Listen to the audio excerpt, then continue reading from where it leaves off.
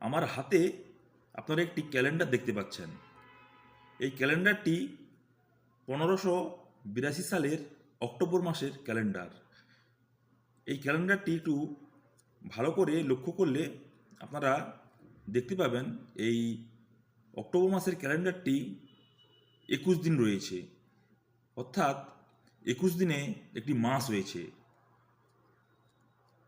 এইখানে যদি আপনারা ভালো করে লক্ষ্য করেন তাহলে বুঝতে পারবেন যে কেন 21 দিনে একটি ক্যালেন্ডার তৈরি হয়েছিল।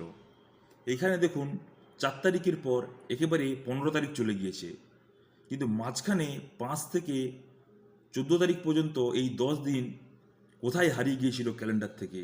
আজকে এই প্রশ্নের উত্তরই আপনাদেরকে জানাবো।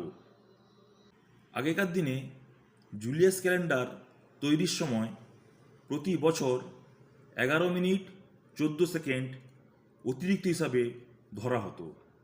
এই 11 মিনিট 14 সেকেন্ড প্রতি বছর জমতে জমতে কয়েক শতাব্দী পর একসঙ্গে একটি 10 দিনের ব্যবধান তৈরি করেছে।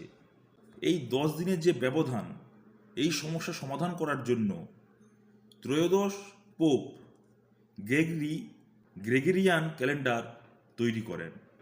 এই ক্যালেন্ডারটি সূর্যচক্রের সাথে সামঞ্জস্য রেখে বিভিন্ন ধর্মীয় অনুষ্ঠান এবং বিভিন্ন ঋতুর সঙ্গে সামঞ্জস্য রেখে করতে গিয়ে গ্রেগরি দেখেছিলেন যে এই 10 দিনকে ক্যালেন্ডার থেকে বাদ দিলে তাহলেই সব কিছু সামঞ্জস্যপূর্ণভাবে করা যাবে। তাই তিনি এই 10 দিনকে ক্যালেন্ডার থেকে বাদ দিয়েছিলেন।